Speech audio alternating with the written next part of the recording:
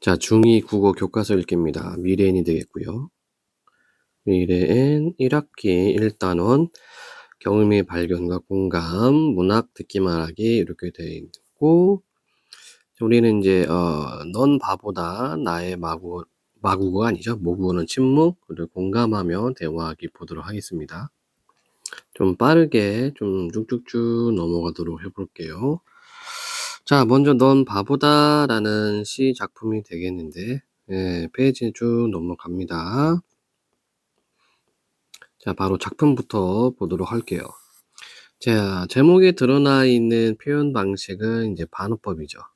진짜 바보가 아니라 이 친구는 좀 착한 친구야, 그렇죠? 근데 이것을 바보다라고 표현을 한 겁니다. 그래서 제목 자체에 반어법이 있고 바로 봅니다. 씹던 껌을 아무데나 뱉지 못하고 이제 의성어고요. 뱉지 못하고 종이에 싸서 쓰레기통으로 달려가는 자, 행위가 나와 있죠. 친구의 행위가 있고 너는 참 바보다라고 얘기를 했습니다. 자, 요게 이제 반어법이라는 얘기야. 바보가 아니죠. 굉장히 착한 일을 하는 친구죠. 그다음 개구멍으로 쏙 빠져나가면 금방일 것을 빙 돌아 교문으로 다니는 역시 마찬가지 친구의 행위가 드러나 있습니다. 너는 참 바보다 역시 반어법이죠. 자, 이렇게 놓고 보니까 지금 표현 방식이 어때요?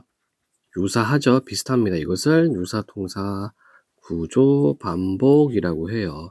비슷한 구조를 반복함으로 인해서 운율과 그리고 의미를 강조하고 있다. 네, 계속 보겠습니다. 얼굴에 검댕치를 한 연탄장수 아저씨한테 쓸데없이 꾸벅 인사하는 역시 행위가 나타나 있습니다. 친구 행위가 있고 너는 참 바보다. 역시 반어법 착하죠. 자, 호랑이 선생님이 전근 가신다고 계집애들도 흘리지 않는 눈물을 찔끔거리는 역시 행위가 나와 있습니다.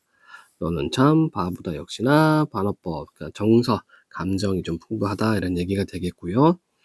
그까짓 게 뭐 그리 대단하다고 민들레 앞에 쪼그리고 앉아 한참 바라보는 역시 행위가 제시되어 있고요.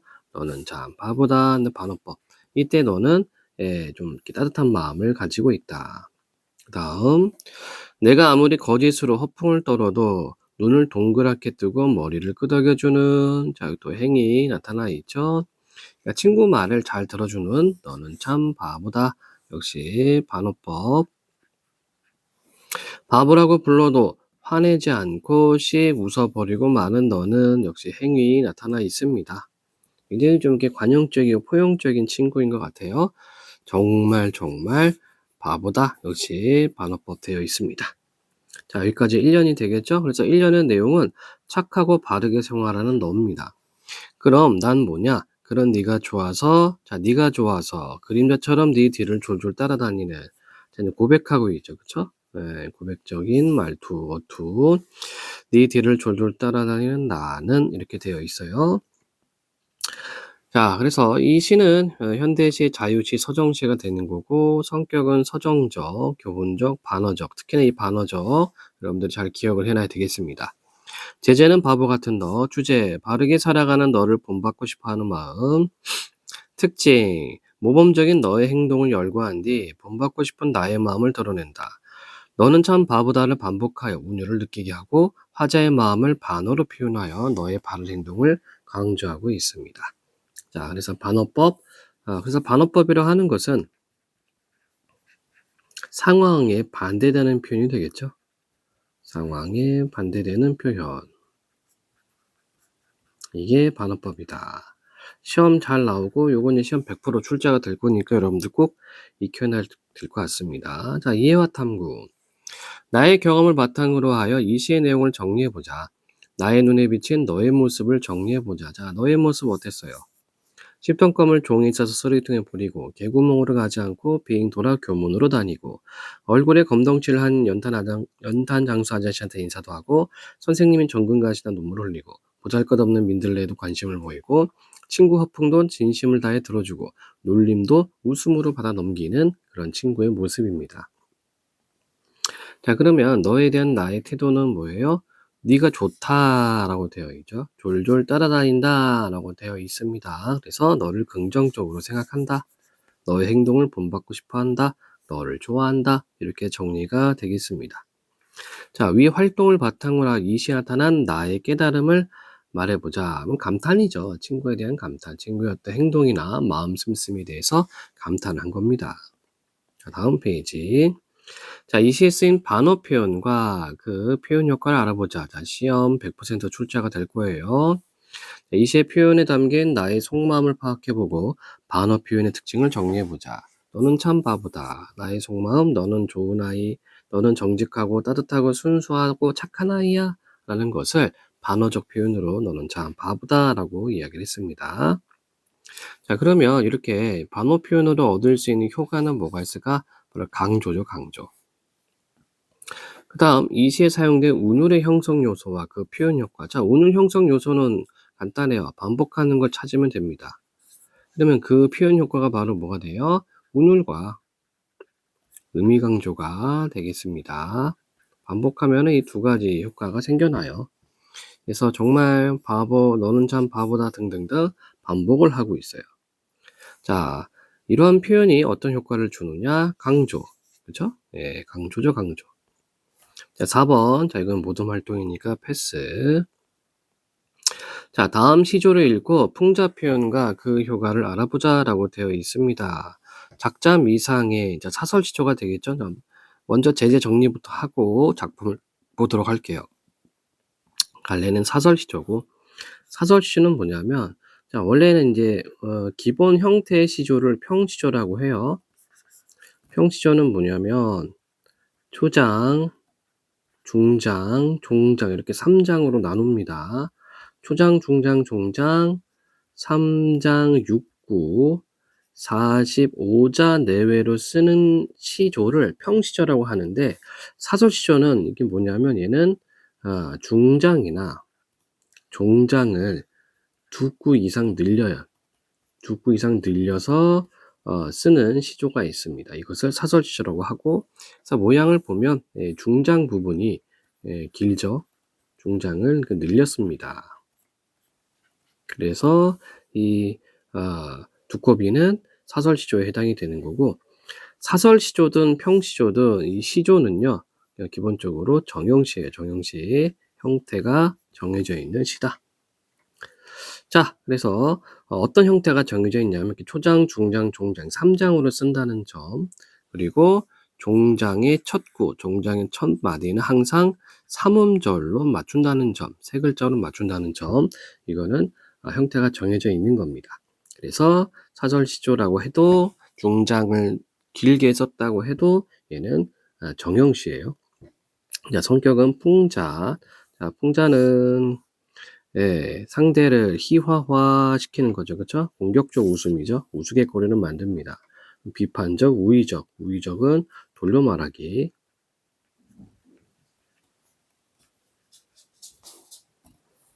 자, 주제는 약자에게는 강하고 강자에게는 약한 세태풍자. 특징, 자신보다 강한 사람에게 꼼짝하지 못하면서도 자신의 실수를 만회하기 위해 변명하는 두꺼비의 모습에서 탐관오리의 허세를 엿볼 수 있어. 파리와 두꺼비, 백성굴의 세 계층을 통해서 인간의 계층 단계와 비리를 풍자. 당시의 탐관오리들의 부패상을 은근히 꼬집어, 이렇게 되어 있죠. 자, 그럼 내용을 한번 보도록 해봅시다. 두꺼비 파리를 물고 두어미에 치달아 앉아, 이렇게 되어 있네요. 자, 두꺼비는 여기 나와 있지만 다시 한번 써보겠습니다. 탐관오리. 탐관오리라는 뜻은 탐욕. 그릇되다. 잘못됐다는 얘기죠. 그래서 욕심 많고 잘못된 관리를 탐관오리라고 합니다. 자, 파리를 물고, 파리, 힘없는 백성. 두꺼비가 파리를 물고 두어미에 치달아 앉아. 두엄은 요거 이제 비료 만드는 거죠. 똥 오줌에다가 이제 흙하고 뭐 이렇게 벼 집단 같은 것들, 지푸라기들 섞어서 만드는 건데, 이게 이제 부정축제한 어떤 재물들이 되겠죠. 부정하게 모은 재물들.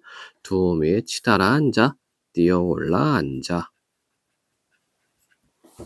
건너선 바라보니 백송골이 떠 있고. 백송골, 하얀 송골, 송골은 매의 종류입니다. 그래서 백송골 하면은 중앙권리자.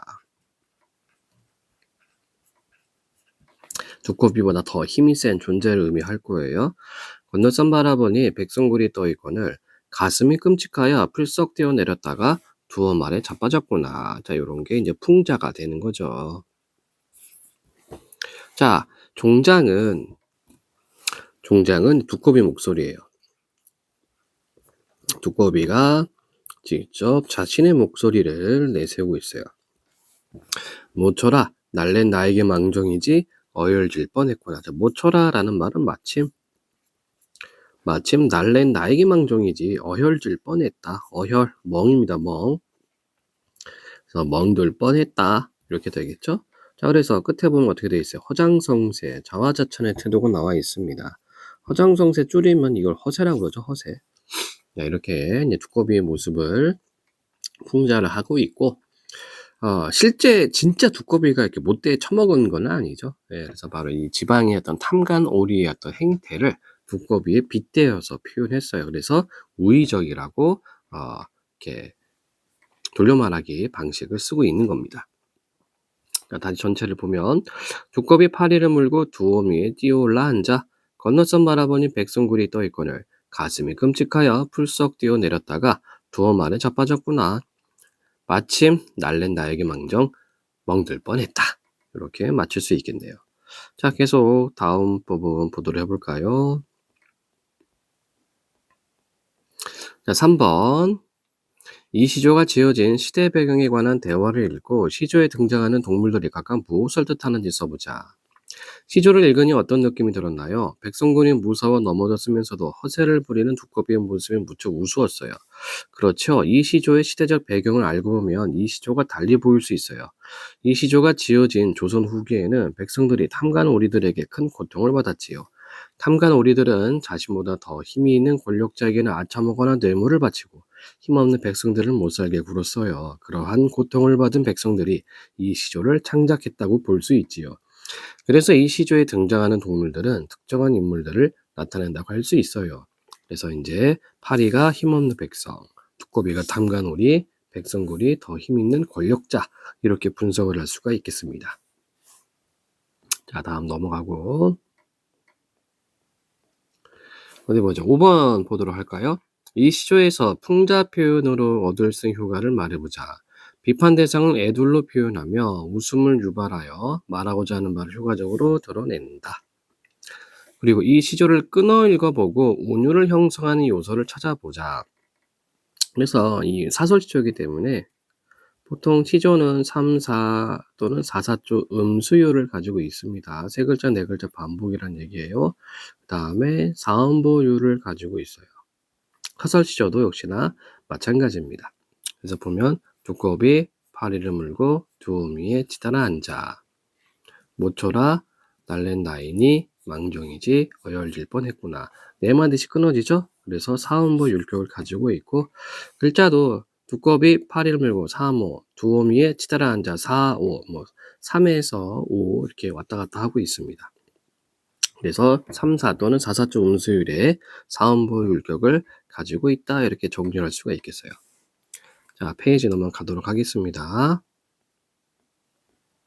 다음 5개의 광고를 보고 광고에 쓰인 표현을 알아보자 라고 되어 있는데 좀 재미있는 광고가 되겠죠?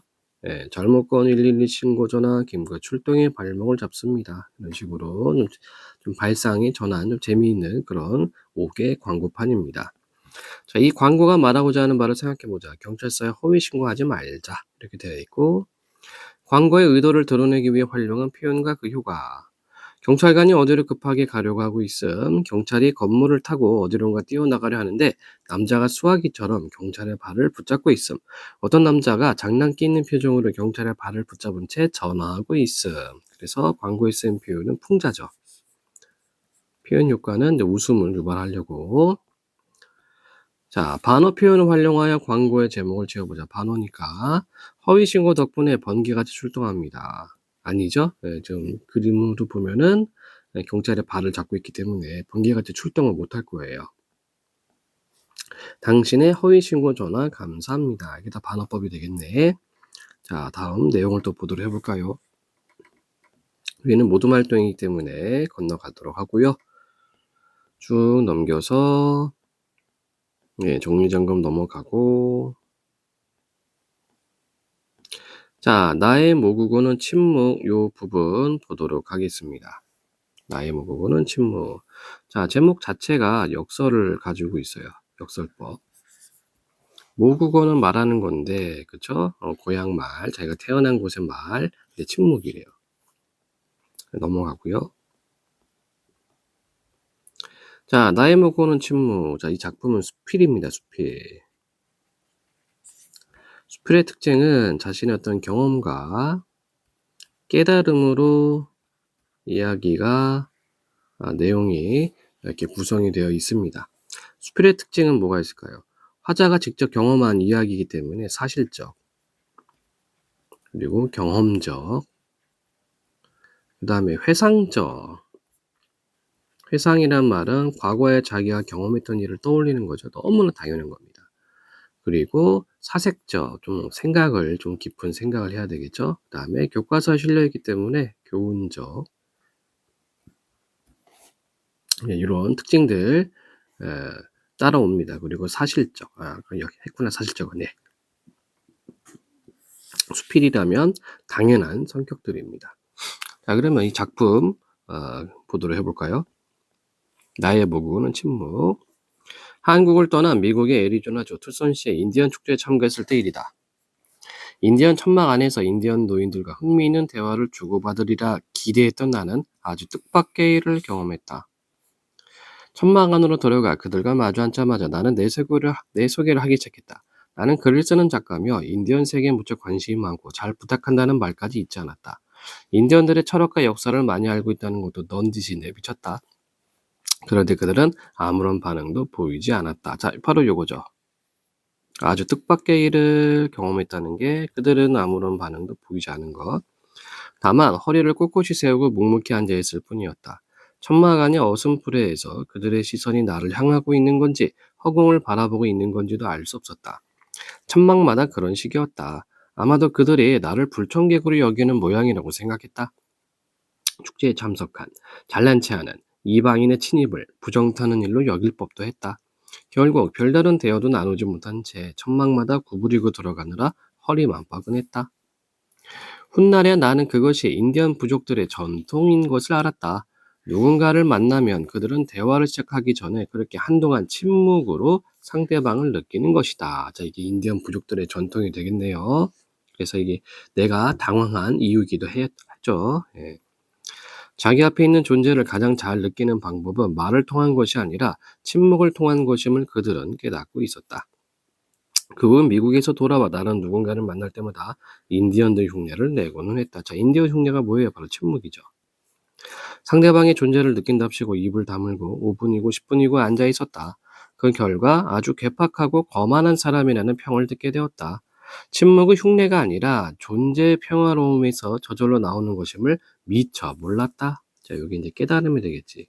우리가 수필을 읽어가면서 아까 얘기했어요. 경험과 깨달음으로 이루어져 있기 때문에 어떤 부분이 경험이고 어떤 부분이 깨달음인가를 구분을 해줘야 됩니다. 어쨌거나 인디언들과의 만남은 내게 새로운 경험이었다. 그들은 땅을 사랑하고 벌레들이 날개치는 소리를 사랑하고 한겨울 들소의 코에서 나오는 덧없는 입김을 사랑했다. 그 세계에 이끌린 나머지 나는 미국에 갈 때마다 자주 그들이 모여 사는 곳을 기웃거리게 되었다. 나 역시 머리를 닦고 인디언 팔찌를 하고 다녔다. 몇 번의 여행을 인디언들과 함께하면서 나는 그들에게서 2개의 인디언 시기를 얻었다. 그중 하나가 너무 많이 말해였다. 내가 뭘 얼마나 떠들었기에 그런 식으로 나를 부르는가 따지고 싶었지만 그랬다가는 너무 많이 따져 라는 이름을 또 얻게 될까봐 그럴 수도 없는 노릇이었다. 그렇다. 고백하지만 나는 그들의 침묵에는 턱없이 모자랐고 그들의 말에는 더없이 넘쳐났다. 나는 이 생애에서 쓸데없는 말을 너무 많이 하며 살고 있지 않은가? 자기 성찰하고 있죠. 성찰이란 말 자기 반성한다는 얘기입니다.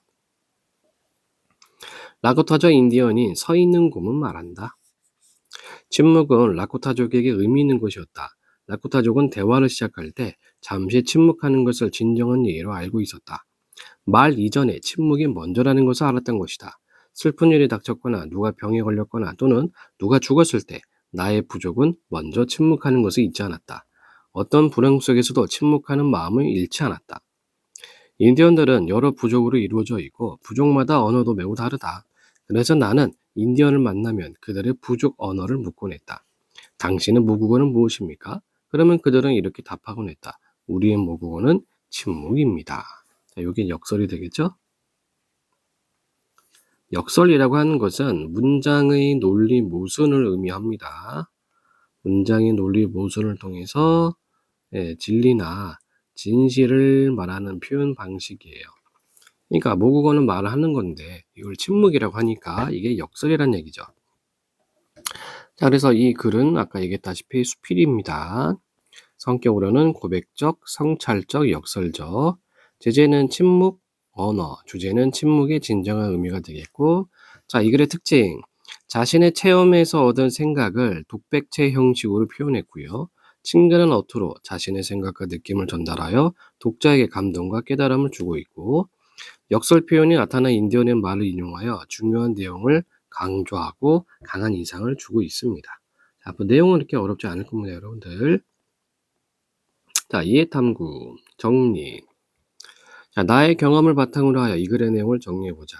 이 글에 나타난 나의 경험과 그에 따른 깨달음을 정리해보자. 자, 나의 경험. 인디언 축제에서 인디언들과 만났으나 인디언들이 아무런 반응을 보이지 않은 일. 깨달음. 자기 앞에 있는 존재를 가장 잘 느끼는 방법은 말을 통한 것이 아니라 침묵을 통한 것임. 나의 경험. 인디언 흉내를 내자 괴팍하고 거만한 사람이라는 평을 들은 일. 깨달음. 침묵은 존재의 평화로움에서 저절로 나오는 것임. 경험. 인디언에게 너무 많이 말해라는 이름을 얻은 일. 깨달음. 살면서 쓸데없는 말을 너무 많이 하며 살고 있음. 자, 이런 것들을 깨닫게 되었습니다. 자, 다음 페이지. 역설 표현이죠. 다음 문장의 의미를 파악해보자. 우리 모국어는 침묵입니다. 자, 모국어의 개념. 여러 민족으로 이루어진 국가에서 자기 민족의 언어를 국어 또는 외국어에 상대하여 이르는 말, 침묵, 아무 말도 없이 잠잠히 있음 도는 그런 상태. 그래서 우리 모국어는 침묵입니다 라는 말이 역설이라는 얘기예요. 그래서 이렇게 말한 뜻은 이렇게 나와 있네. 말보다 침묵으로 상대방을 더 잘 느낄 수 있다는 것을 나타내는 표현이 우리 모국어는 침묵입니다. 이렇게 말을 할 수가 있겠네요. 자, 그러면 역설 표현으로 얻을 수 있는 효과는 뭡니까? 인상적으로 나타날 수 있다. 또 의미 강조의 효과도 있습니다. 자, 다음 만화를 보고 역설 표현을 활용하여 인물의 말을 바꿔 써보자. 도서관이네. 여기서는 떠들면 안 돼. 사람들의 책을 읽는데 방해가 되니까. 아빠, 책을 읽는 사람은 없는데요? 아무도 책을 읽지 않구나. 이렇게 되어 있습니다. 자, 그러니까 도서관에서 책을 안 읽고 학생들이 스마트폰만 열심히 보고 있어요. 자, 그러면 이거를 역설법으로 만들면 어떻게 할 수 있을까? 이렇게 책을 읽지 않는 도서관이구나. 여기 역설이죠. 우리가 보통 도서관이라고 하면은 책을 읽는 장소인데 책을 읽지 않는 도서관. 이런 식으로 말을 하면은 역설 표현이 될 겁니다. 자, 여기에는 모둠 활동이니까 패스. 쭉 넘어가고 정리점검 여기 또 넘어가도록 하겠습니다. 쭉쭉 넘어가고요. 자, 세 번째 공감하며 대화하기 부분 보도록 하겠습니다. 이쪽은 지금 만화로 이루어져 있는데 이렇게 좀 간략하게 쭉쭉 내용을 좀 보도록 해볼게요. 이 영상인가? 만화부터 볼까요? 동아리 기타 연주를 앞두고 있는데 연주가 잘 안 돼. 그럼 연습을 더 해야지. 너 때문에 연주회를 망치면 어떡하니? 뭐라고? 네, 삐졌습니다. 왜냐면 이 남학생이 이제 공감을 못하고 있죠. 그쵸? 그러니까 이제 여학생이 얘기한 것은 연주 연습이 좀 힘들다. 좀 이렇게 말함으로 인해서 좀 이렇게 격려가 되는 말을 좀 듣고 싶어 했는데, 야, 너 때문에 연주 망치면 어떡해? 이렇게 말하니까 여학생이 삐졌어요. 자, 꿈꾸는 소년소녀. 여기 만화로 이루어졌기 때문에 쭉쭉 보면서 보도록 하겠습니다. 웹툰. 자, 뭔가 인형을 만들고 있네요. 미나야, 엄마가 불렀네. 얘가 몇 번을 불러도 못 듣더니 뭐 하는 거야. 세상에 이게 다 뭐니? 아, 발표 때문에 후다닥. 일이네. 네가 이런 거 할 시간 어디 있어? 엄마가 해줄게. 공부해. 이렇게 되어 있죠. 그러니까 이제 여기서 엄마의 문제는 뭐가 되는 거예요? 자, 이 딸 미나의 말을 다 듣지를 않고 말을 잘라버리고 혼내고 있어요. 아니야, 내가 휙 그냥 이렇게 뺏어버리죠. 예, 그럼 당연히 상처를 받겠죠? 내가 한다고 했잖아. 예, 아이가 이제 화가 났습니다. 왜 함부로 만지고 그래? 이렇게 되어 있고 엄마가 당황해요. 그러게 엄마가 달라고 할 때 줬으면 됐잖아. 이리저 엄마가 고쳐줄게. 왜 이런 쓸데없는 시간을 자 엄마가 또 공감을 못하고 있죠. 아이가 열심히 만들고 있는데 또 쓸데없다고 얘기를 했어요. 그걸 왜 엄마가 정하는데 나한테 쓸데있는지 없는지 엄마가 어떻게 알아? 왜 알지도 못하면서 멋대로 하고 이렇게 돼 있어요. 예, 엄마한테 좀 사가지가 없게 말을 하고 있습니다. 그러면 미나 엄마와 미나의 갈등 양상을 보면 어떻게 돼 있어요? 예, 이렇게 미나의 과제임을 확 낚아채면서 좀 이렇게 존중, 배려하는 말하기가 아니었죠. 미나도 역시 마찬가지 엄마한테 좀 말을 조금 함부로 내뱉고 있습니다. 그래서 갈등의 원인은 생각과 가치관이 서로 다르고 서로를 배려하지 못하는 말과 행동을 하고 있어요. 미나야, 너 갑자기 왜 이래? 학교에서 무슨 일 있었니? 예, 엄마가 몰라요. 얘가 딸이 왜 화를 내는지. 요런 상황이 되겠고, 그 다음에 엄마가 찾아다니네, 미나를. 예. 그 다음에 미나는 또 자기 친구를 만났네요. 야, 굳이 너 때문에 있는 거 아니야? 엄마랑 싸워서 집에 가기 싫어하니까 신경 쓰지 마. 근데 무슨 일 있어? 너답지 않게 표정은 안 좋고 어깨도 축 처져 있고. 자, 요게 이제 공감하며 대화하기의 기본 자세가 되는 거죠.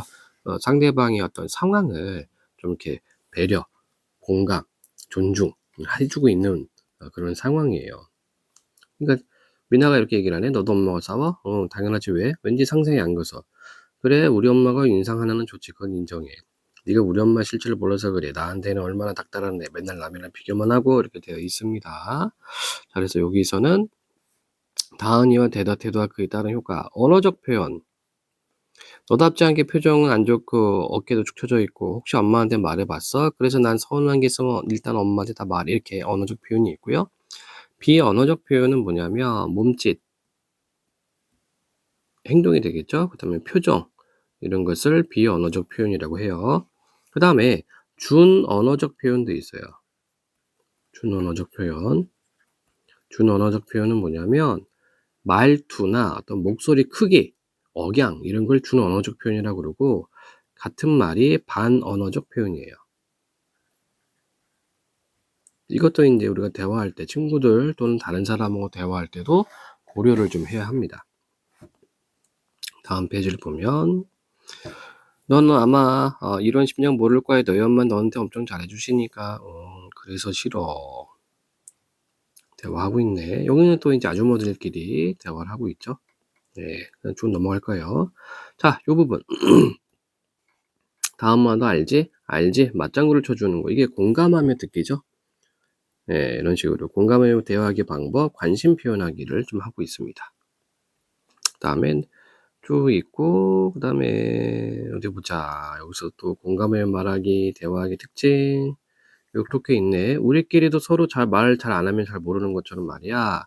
그래서 난 서운한 게 있으면 일단 엄마한테 다 말해. 어쩌고저쩌고.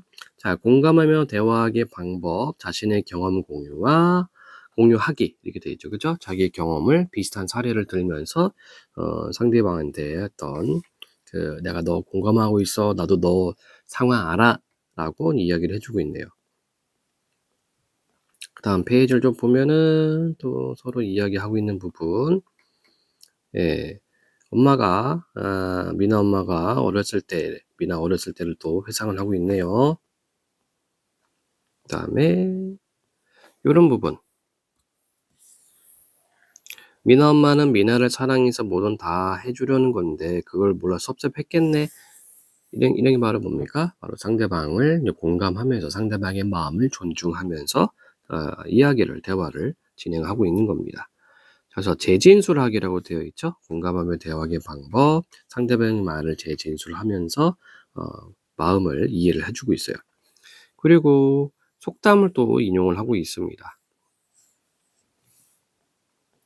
다음에 또 내용을 또 볼까요? 예. 넘어가도록 하겠습니다. 쭉쭉쭉.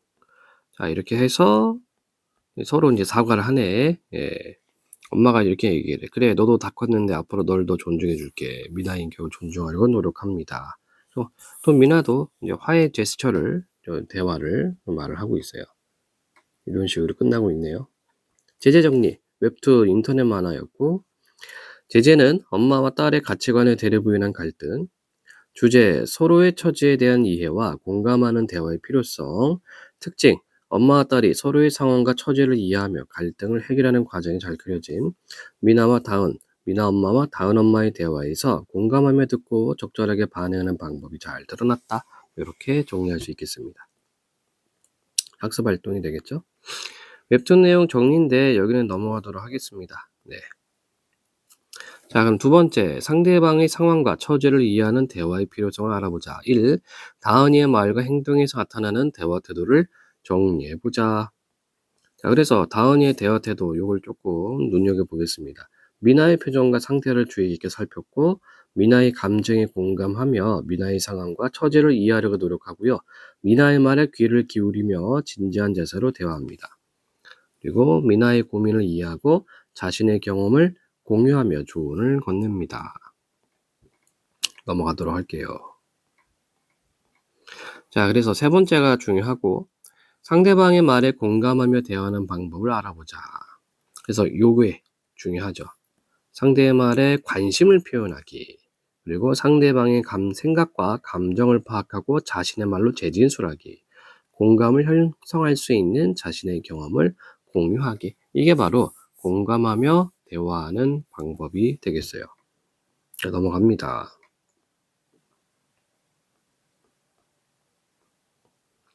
자, 여기 좀 정리를 해볼까요? 그러면 공감하며 대화하기 뜻, 상대방의 감정을 깊이 있게 이해하고 상대방의 관점에서 문제를 바라보며 협력적으로 소통하기 위한 대화를 말한다.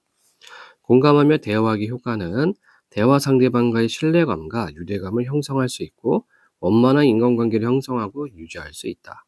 자, 공감하며 대화하기 방법은 관심 표현하기가 있었죠? 자, 그러면 관심 표현하기는 어떻게 하면 되느냐? 눈을 맞추거나 고개를 끄덕이거나 상대방의 말에 집중하는 반응을 하거나 상대방의 말에 그래 정말 등의 말로 맞장구를 치거나 또는 상대방의 말을 이끌어낼 수 있게 격려하는 방식이 있을 테고, 재진술하기는 상대방의 생각과 감정을 파악하고 자신의 말로 재진술하기, 자신의 경험 공유하기 등등이 있습니다. 다음 페이지. 자, 대화 상태네요. 한번 보도록 해봅시다. 경훈이와 형진의 대화. 방과 후 청소씨가 휴대전화로 게임 중인 형진이에게 경훈이가 말을 건다. 밝고 기분 좋은 얼굴 형진아, 고개도 들지 않고 게임을 열중한다. 김형진, 내 말 듣고 있어? 게임을 계속하면서 왜? 상장을 보여줘. 이것 봐. 지난번에 교내 발표되고 있었잖아. 거기서 상을 받았어.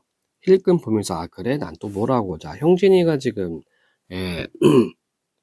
대화 자세가 별로 안 좋죠. 공감하며 말하기, 공감하며 듣기 태도를 보여줘야 되는데 저는 그러지 못하고 있어요. 상대방을 배려하지 못하고 있습니다.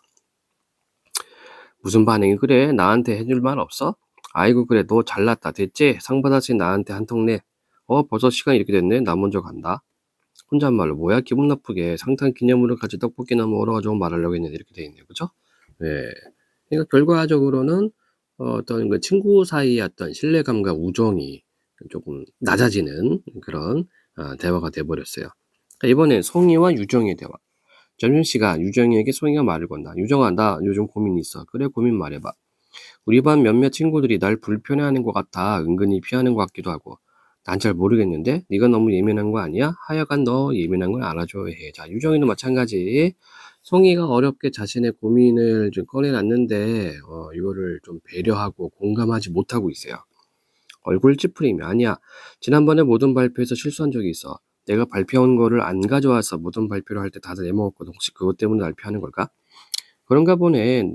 넌 늘 덜렁거리는 게 문제야. 남한테 피해주지 않으려면 미리 잘 챙겨야지. 자, 오히려 유정이 계속 핀잔을 주고 있네요. 송이 화내며 무슨 말을 그렇게 해. 내가 일부러 그런 것도 아닌데 어휴 됐어. 너랑 무슨 얘기를 하겠니. 기껏 열심히 들어줬더니 왜 저러는 거야. 아직도 이해를 못하고 있죠. 그러니까 유정이도 상대방을 공감하며 공감하며 듣기가 안 되고 있어요. 자, 그래서 가와 나에서 경훈이와 송이가 친구에게 기대했던 반응과 친구와 대화를 나눈 후의 기분을 생각해 보자. 가에서 경훈이는 형진이에게 칭찬을 기대했는데 형진이와 대화한 다음에 기분이 나빠졌어. 나에서 송이는 유정이가 자신의 불안하고 힘든 마음을 알아주고 공감해 주기를 바랐는데 유정이와 대화한 다음에 기분이 상했어. 이렇게 정리 가능하겠죠. 그래서 여러분들 이런 식으로 어, 바꿀 수 있어야 될 것 같아요. 공감하지 못한 말 우리가 앞에서 확인을 했죠. 그래서 그 말의 문제점들 앞에서 확인을 해봤습니다. 패스, 역할극도 건너가도록 하지요. 쭉쭉 넘어가세요. 네. 자, 그래서 이렇게 해서 공감하며 말하기까지 우리가 한번 대충 살펴봤습니다. 네. 그래서 일단은 내용이 그렇게 뭐 어렵지는 않아요. 일단은 내용이 어렵지 않으니까 여러분들 교과 내용 정리하면서 여러분들 아마 복습을 통해서 내가 어디가 부족한지를 꼭 확인하기를 바라겠습니다. 자, 일단은 정리 마치도록 하겠습니다.